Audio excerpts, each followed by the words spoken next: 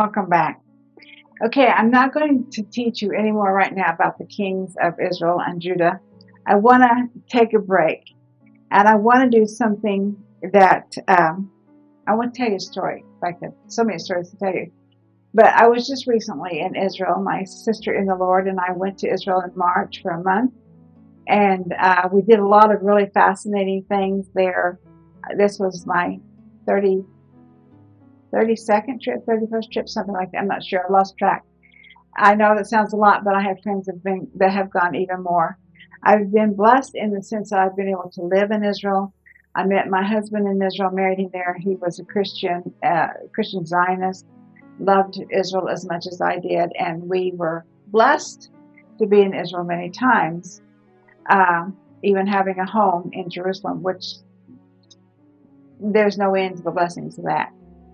So being in Israel is often, and as long as we have been over the years, you would say that there was nothing new, nothing that we hadn't seen, and yet there's so much.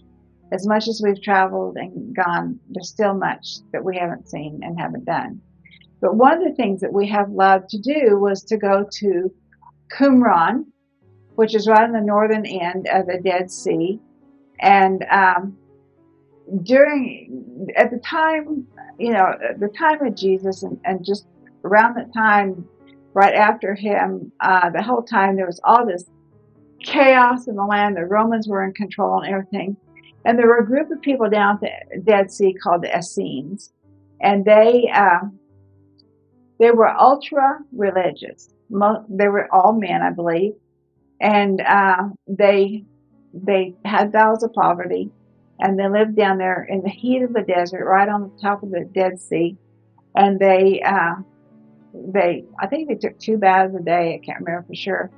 And they practiced righteousness and cleanliness and a lot of quiet time, almost a monastery. And they wrote this hand-copied scroll. Well, at some point, and we believe it was just prior to the Roman overthrowing of the temple in 70 A.D., the Essenes knew that the Romans were coming, and so they decided that they had to hide their work. And so they took the scrolls that they had copied and they put them in jars similar to this with lids on them. I have 2 different sizes and shapes here. And they took them up this wall. Now, I don't know whether they went up the wall like that or if they came over the cliff. And they hid these scrolls in caves, in these jars. Actually, they were walking out a prophetic sentence there and doing that. Archaeology, just prior to Israel being reestablished as a nation in 1948, I believe it was 1945, some Bedouin shepherds were out in the fields with their sheep.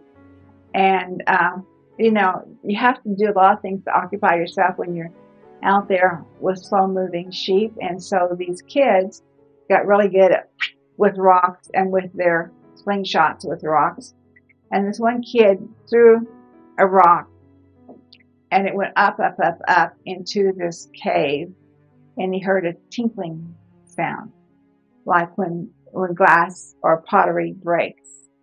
And that just heightened his interest in what was in that cave that would make that noise. So they agreed as a group that they would go back and that they would explore the caves. Well, instead, one of the guys ran ahead of the group that night, the next day, whatever it was, went back to the cave and found these jars. Now, these are obviously replicas, and they're very small compared to what was in there. But they found the jars, and they found in the jars these parchment scrolls. And they didn't know what they were. These guys were not intelligent men. They were not learned men, and they found scrolls with ancient writing on it. And so they took the scrolls, and a few days later, one of them went into Bethlehem to an antiques dealer, and they said, yeah, maybe they were some value. And they gave a few dollars for them, not much. And then over the years, eventually those scrolls began to find their way in the hands of the Jewish archaeologists and etc. And many of them are now at the Rockefeller Institute, I believe it is, in Jerusalem. the scrolls have been very controversial over the years. So this year, when my sister and I were there, it had been a long time since she'd been to Israel. David and I took her in 2001, and then she and I went again in March. And so I wanted to see the Ezekiel stones, which neither one of us had ever seen. And I wanted to make sure that she saw the Isaiah scrolls because I didn't remember whether she had seen them or not. And quite frankly, neither did she. So that's what I have here in my hand is a copy of the Isaiah scroll, and we'll get to that in a minute. But for several years, I had heard about the Ezekiel stones. There was very little knowledge on them, very little information out there. I heard several teachings. I had heard several hints at teachings about them, but that was all. And so I wanted to know about these Ezekiel stones. Well, several years ago, my girlfriend was in Israel, and somebody told her about them, and she went to see them. And she said, there's this big mystery. And you go into this building, and they pretend that they don't even know what you're talking about. And then finally you get a hold of somebody, and they'll say, well, they're round back. And it's kind of like this. We don't want you to go. We don't want you to see them. She finally saw them. She came home. She told me about them. I've got to see those. Well, I've been to Israel several times since, but I've been under such crush of time that I did not get to see them. So I was determined, come heck or high water, this trip was going to see them. So we rented an apartment. Not anything unusual for me in Israel. I rent apartments. I drive cars. I live like an Israeli. So we rented the apartment, which was city center. And I said to her, I said, you know what? I know where the stones are held in the Ben Zvi Institute. And I said, I know where that is.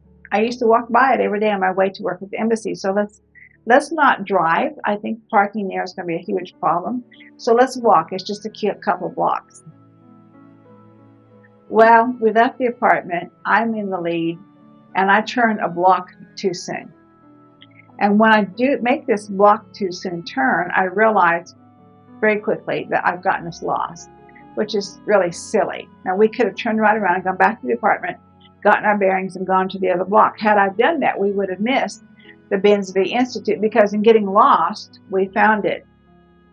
I'm lost, but now I'm found.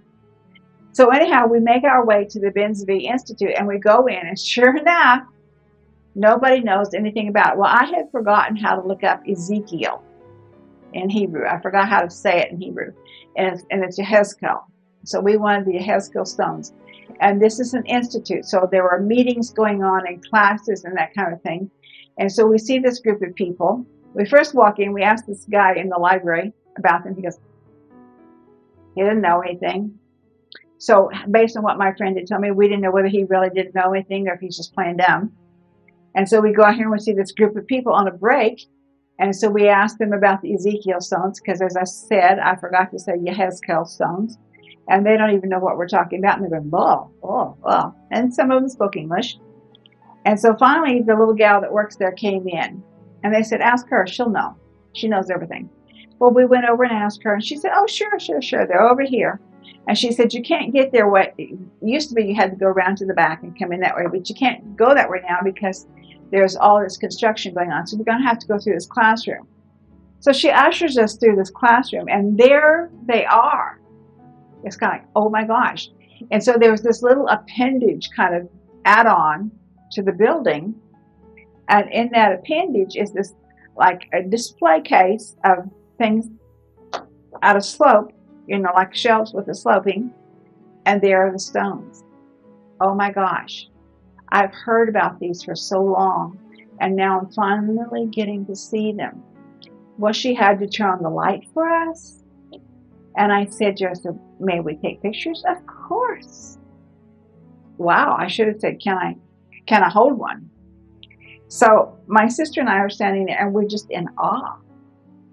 Now, these stones were found in the tomb of Ezekiel years ago. No one knows for sure, but it was at least, it's over 100 years ago. And the story behind the stones is this. Now, there's several variances, but I'm going to go with this one because I think it's kind of fun.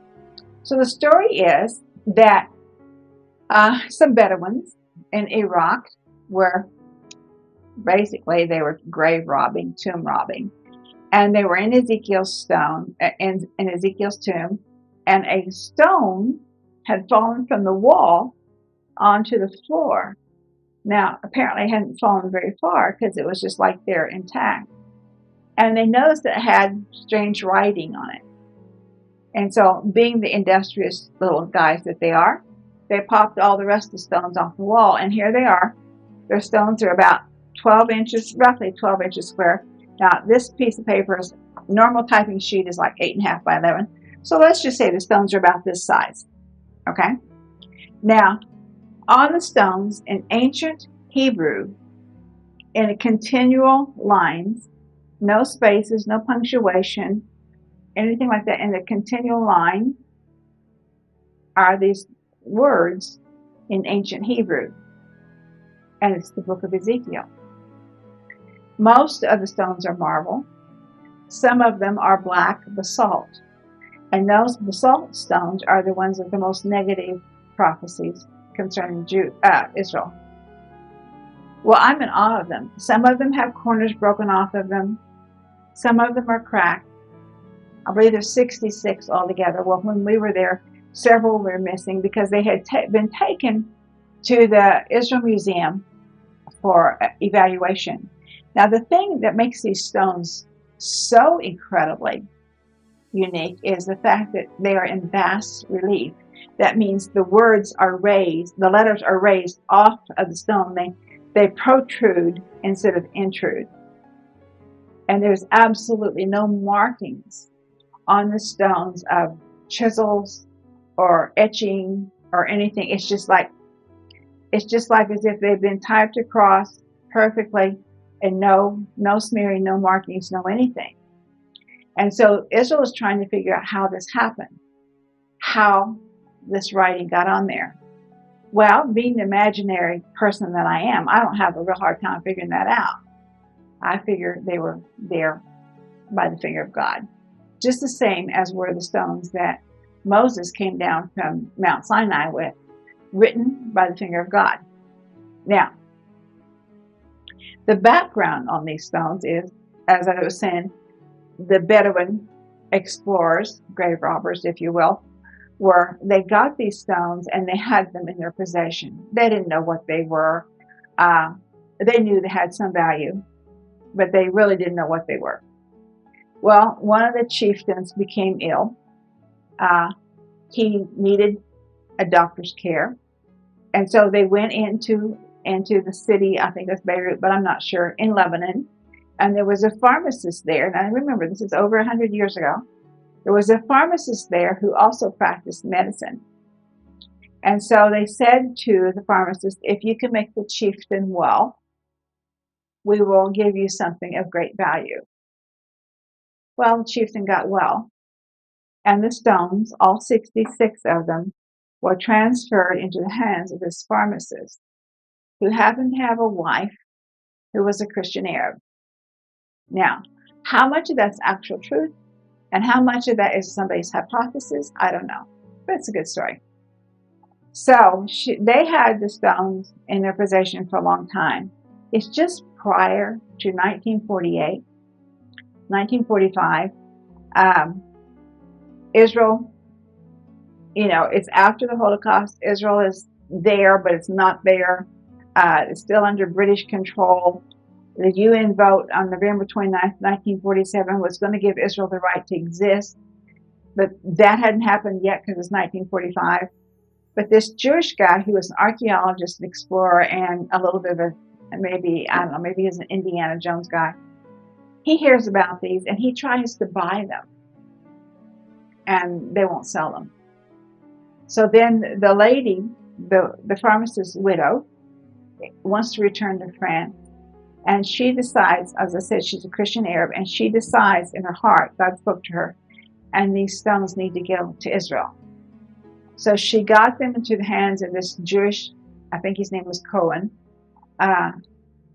subterfuge somehow, and he got them into Israel secretively. She sold them to him for like $5 pounds or something, a small amount of money.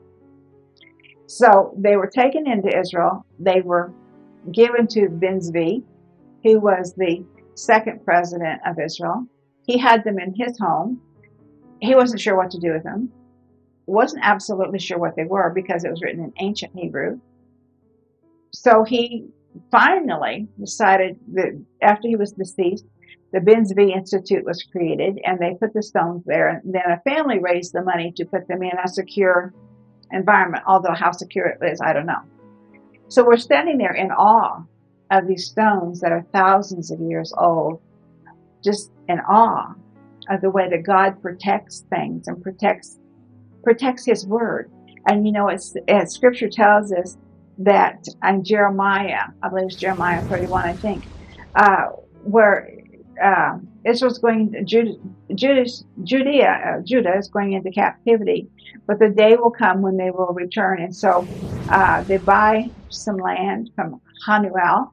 They put the scroll, they seal the scroll, and they put it in a jar for safekeeping, and the jar is put away because the day will come when they will return to the land, and this will be the deed for the land. Well, I couldn't help but think about that with these Ezekiel stones and with the Isaiah scrolls. So we left there. Before we left there that day, I wanted to get permission to talk about them on the TV show because I thought, well, if they're top secret and all this other stuff, I don't want to create an issue.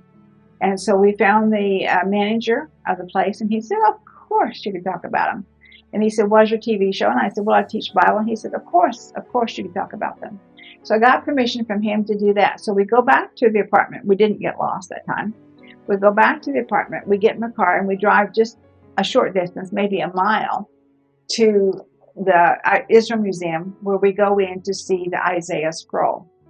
Now, the Isaiah scroll was found in one of the jars at Qumran. It is the entire scroll of Isaiah. Now, this obviously is a replica, but it's the entire scroll of Isaiah.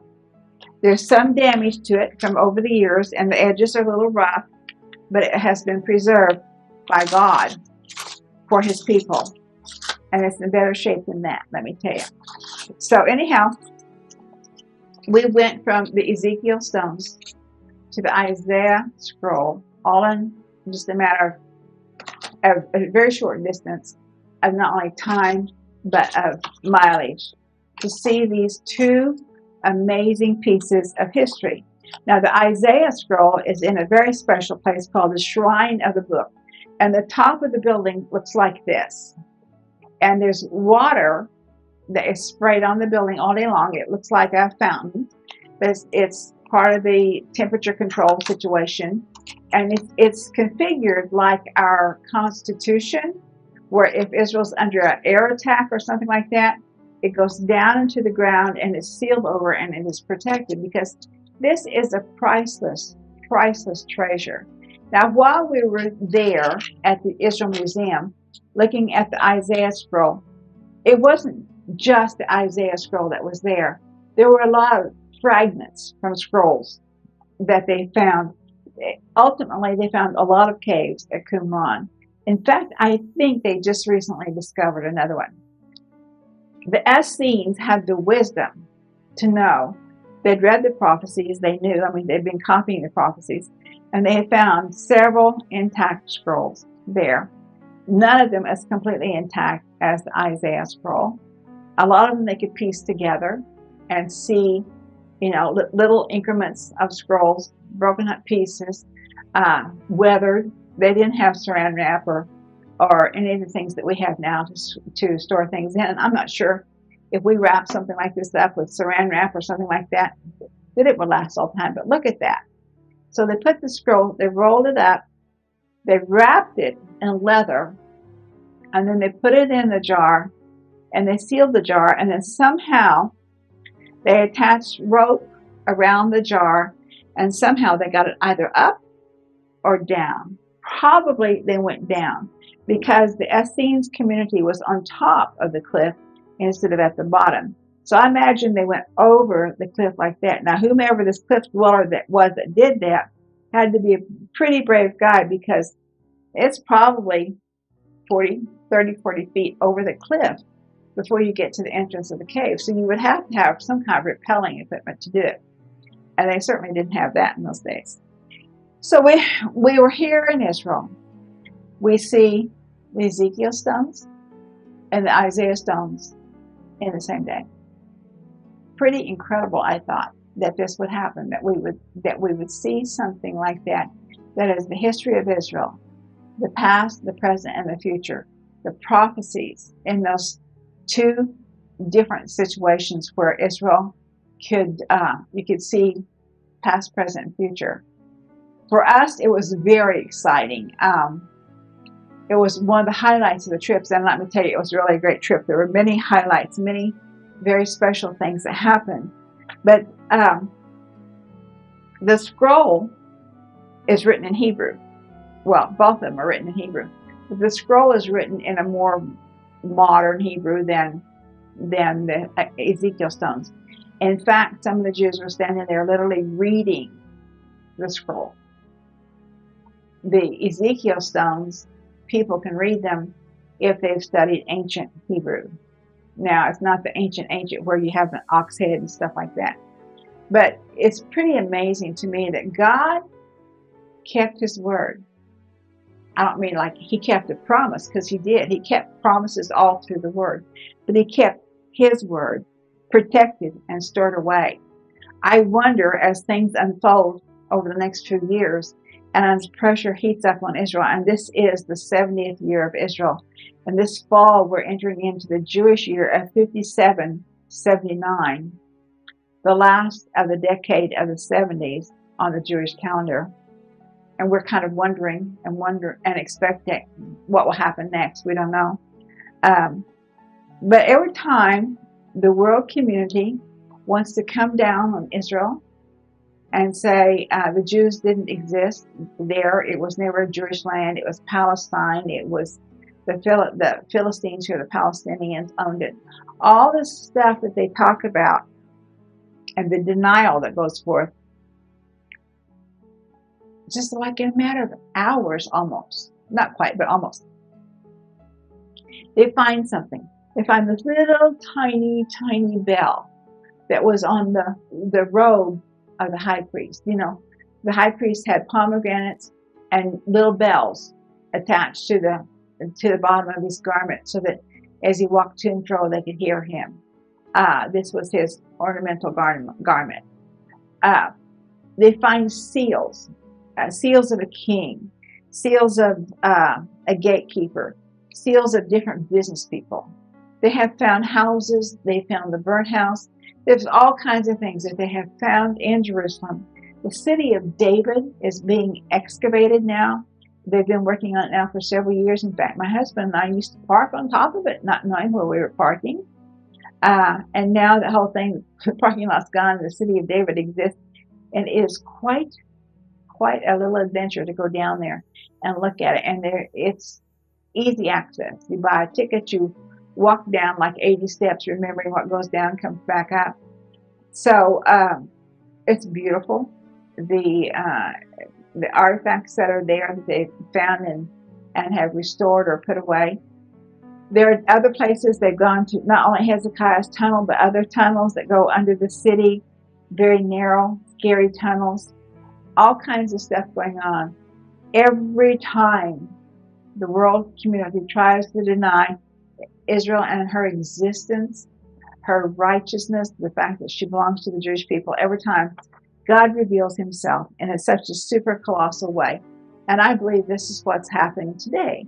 He is revealing himself through the auspices of archaeology. It is amazing to me. We went up north. When we were north, there were several big digs that we were going to go to. One of them, Dan, right on the Lebanese border. We ended up not going because we were there in March, and normally March is perfectly cool weather, and it was so hot. We decided we liked the air conditioner better than we liked being out in the heat, so we gave up a couple of days of exploring just to be cool. So I would encourage you to look up Ezekiel stones, look up Isaiah scroll. You can get on your computer and look them up. You can learn a lot about them. And then when you go to Israel, make sure that those two places, the Israel Museum with the Isaiah scroll and Yad Ben Zvi, are on your tour guide, because those are places that when you get home and you think about it, you'll realize what an awesome experience it was to be there and to see these artifacts, to see God's preservation of His Word. And one of the things that I think is particularly exciting about the Ezekiel scrolls is the way he got them out of Iraq. You know, ISIS came in and they destroyed so many things. They destroyed the tomb of, who was it? Was it Jonah, I believe? Totally destroyed it. I don't get that. I don't get that kind of stuff. But what evil there is in man, that they have to destroy things, that they have to remove things, that they have to destruct things that speak of history. I don't understand that evil, but it's not mine to understand. It's God's to deal with. So I brought home these little jars, but I didn't bring them home this trip. I've bought them before. But for me, it's great fun to have these artifacts around my home and to look at them. These are obviously replicas. They're not really expensive, but they are encouraging to me, because I think nothing I do today really matters. What matters is the future, and the future is in His hands, and He will preserve that, the past and the present and the future, as a witness to all who are coming behind us. What we hope in that is that everybody pays attention. And with that, I close.